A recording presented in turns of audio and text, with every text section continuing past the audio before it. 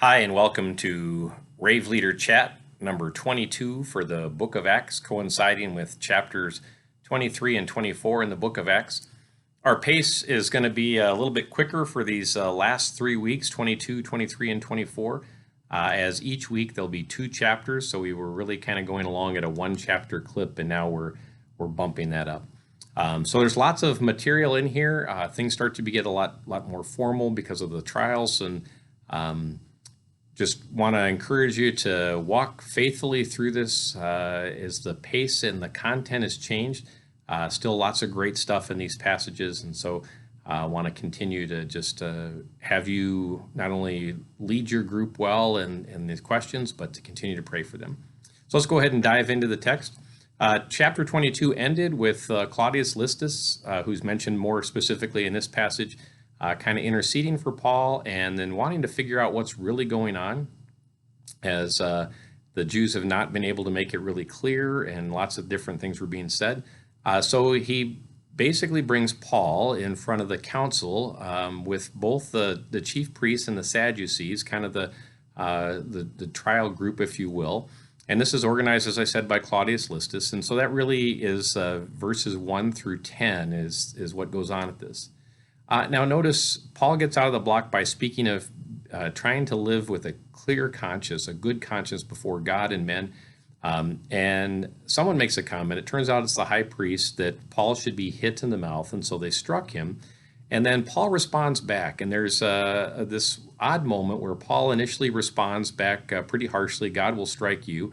How is it that you judge me by the law, but you don't actually obey the Jewish law in commanding someone to be hit without trial?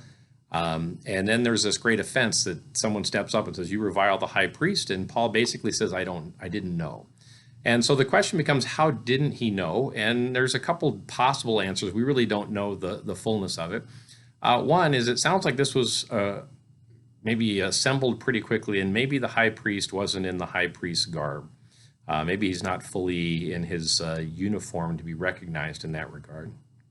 Maybe it's that he's a little further back and he's presiding over this, and it just becomes a voice that gets heard, and Paul wouldn't necessarily recognize the voice. And the third option is that Paul might have been suffering from bad eyesight by this point, and so from a distance, maybe Paul didn't recognize who it was. But Paul instantly apologizes. Again, a very concessionary admission. Yeah, I didn't know who it was, so I'm sorry that I did that.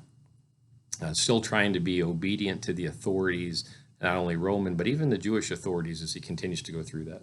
And so then we get to the second half of that, which is really Paul sort of assessing the group and seeing that they're both made of Sadducees, who, in the text reminds us, didn't believe in resurrection, and the Pharisees, who did believe in resurrection. And so Paul speaks about why he's on trial. He wants Claudius Listus to know, but he's also appealing to the Pharisees to say who he is. So it's with respect to the hope and the resurrection that he is on trial.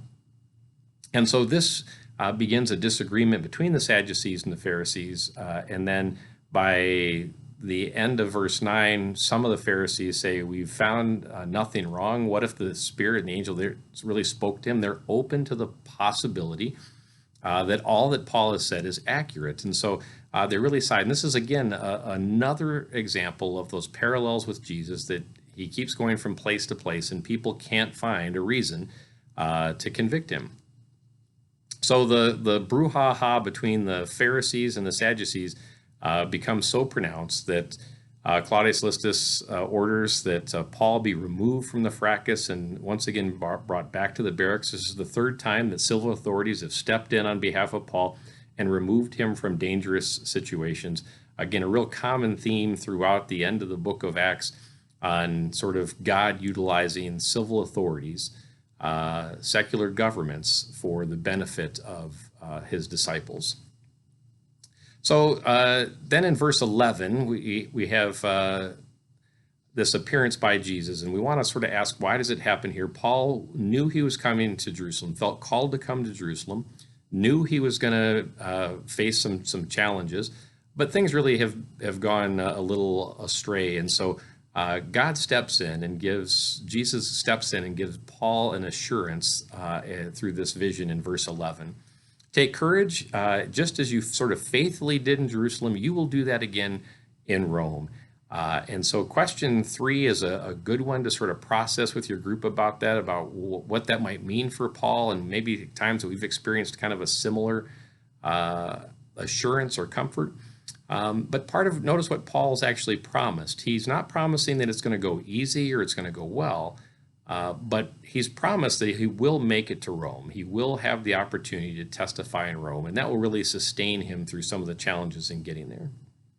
So in verse 12, we move to sort of the next scene, which is the plot against Paul. Much again like the parallel with Jesus, now the Jews have said, a group of the Jews, 40 of them, have said, we need to stop this, and they make a vow to do this before they even eat another meal. And their plan is to sort of use the secular government. Hey, why don't we get him back here for a mini hearing? And while he's on these thin roads to get here, we can ambush him and kill him. But fortunately, Paul's nephew overhears this, and he first comes to Paul, and then Paul sends him to the tribune and to Claudius Listus. And so in 19 through 22, the nephew shares this plot. And again, we're reminded just how sovereign God is, that God can use a young boy who overhears this to be a blessing. This boy is not there by accident. God has put him there to protect this messenger Paul, and so that this word can get out to the authorities and then again to Rome.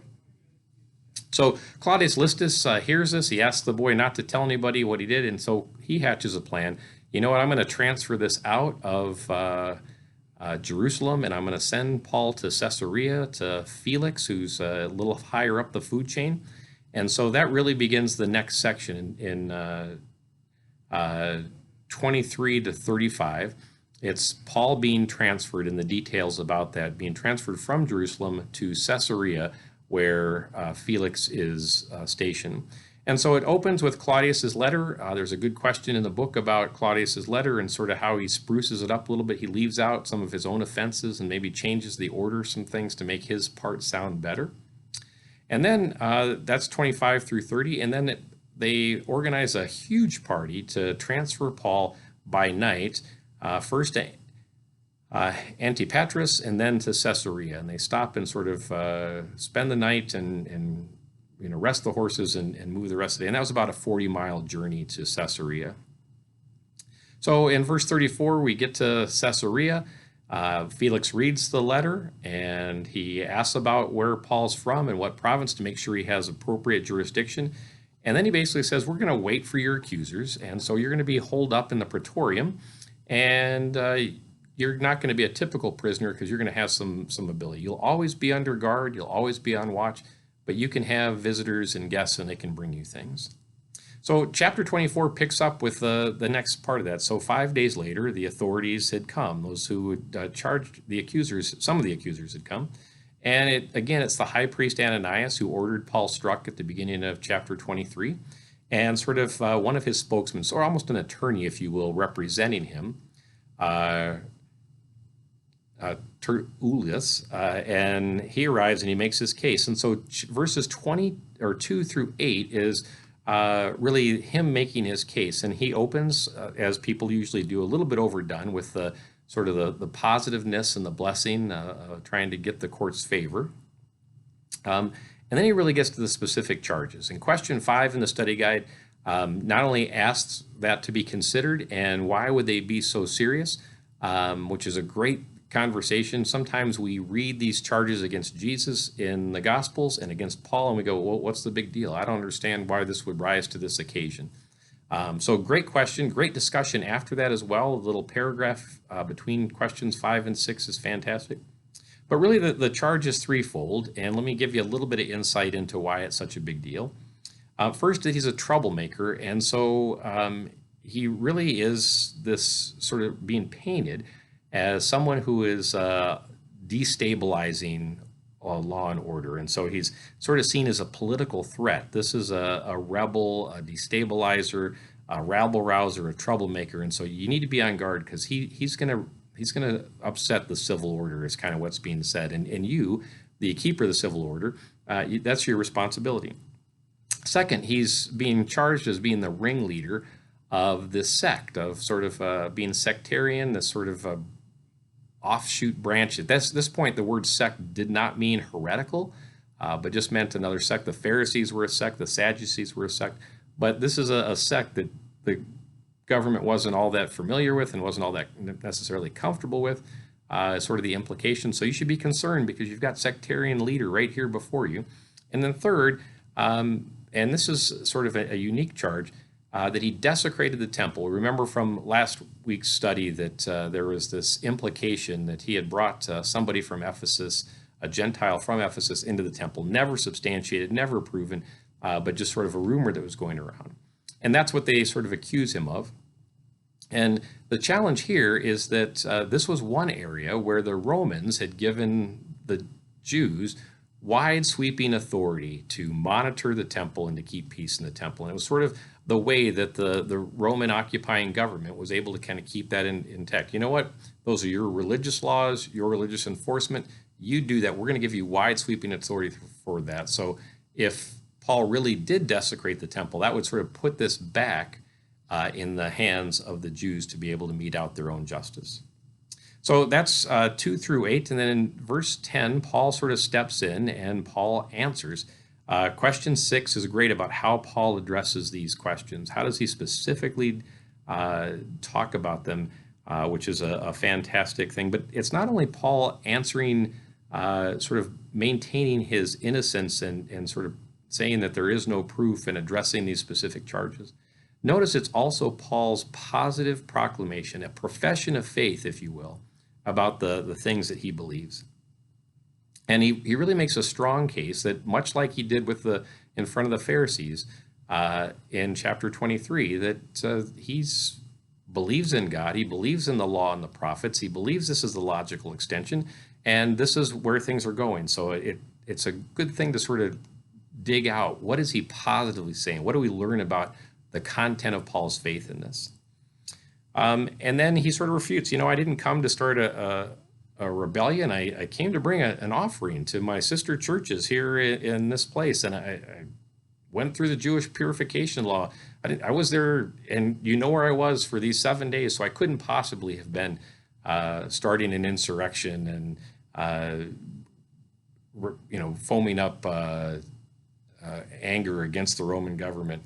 In fact, then he says, and actually, these folks aren't my real accusers. My real accusers back there were folks who had come from Asia, and they're not here. And that was actually a large breach of Roman law. What Paul is sort of saying is, wait a second, this is sort of an improper trial because my real accusers aren't even here. They didn't even have the respect to come. And so, that says a lot about where things were. And then Paul sort of maintains, as he did before, he hasn't really done anything wrong. He's tried to live with good conscience before God and before man. And then he does confess that there's one thing that he has done, and that's a good thing for us to consider. What is that one thing, and why does he sort of parse out, this is the one thing that I've done? It is respect to the resurrection of the dead that I'm on trial before you. Again, we remember that Paul writes in one of his letters, preach Christ and him crucified, that this is, if he's not resurrected, we have no hope. Everywhere Paul goes, Paul's trying to keep the main purpose of Christ, the cross and the resurrection, before folks. And so he says that. And that gets us to through verse 21. So then we get to verse 22, and now we start to wrap this little section up. And so we have the end. So first, Felix kept Paul in protective custody with some liberties, be able to have friends to visit. But we really sense that Paul is having or that Felix has a dilemma. On one hand, there's been nobody from the letter that he's received from Cyrus Listus or Claudius Listus, to the admission of the Pharisees that he's done nothing wrong. So there's no real cause for Felix to be able to punish Paul or maybe keep him in prison. And yet at the same time, he's hoping that maybe one of two things would happen, that Paul, and it sounds like Paul had a reputation because of the way he paid for the purification, maybe Paul had some access to some funds. Felix was maybe hoping for some bribery, or at least to curry favor with the Jews. And that was always a delicate balance as you're sort of watching over that region to keep the Jewish population happy. So he really is sort of in a unique place. He then, his wife is Jewish and has some questions and gains opportunity with Felix to be in Paul's presence. Question 9 is a great one to sort of wrestle with. Why are these topics so challenging to Felix? And I think that's a good question to wrestle with, and I think it really highlights a couple things. Justice, self-control, and coming judgment. There's some things in Felix's past that I think would really be on his conscience if Paul spoke about those things. And, those really are part of the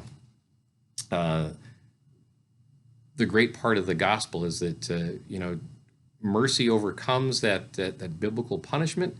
It invites us to live into a new era of self-control, and we know at the end that there is a coming judgment, and so he reacts to that. So question 9, I want to commit to you, and then the next little section is really the quick wrap-up, but I want to commend questions 10 and 12. We read really quickly. Paul got left in custody for 2 years, which is really about the maximum that you're allowed to keep someone in prison then, without due process, without cause, without whatever the next thing is supposed to have happened by then. But Felix is being replaced by Festus, and so he sort of leaves him in jail and walks on. And so questions 10 and 12 really discuss, and 11 really discuss, what does that mean for Paul? How would Paul be feeling? How would we be feeling? And what kind of comforts can we come to in those times where we're really cause to wait? So great stuff in this passage. Paul continues to be faithful. It is much more a challenging journey than we expected. And again, just how quickly we read. He spent 2 years there, but 2 years is a long time. Andrew Brunson was in captivity in Turkey for 18 months, and really what an incredible struggle, whether you heard him speak or you've read the book.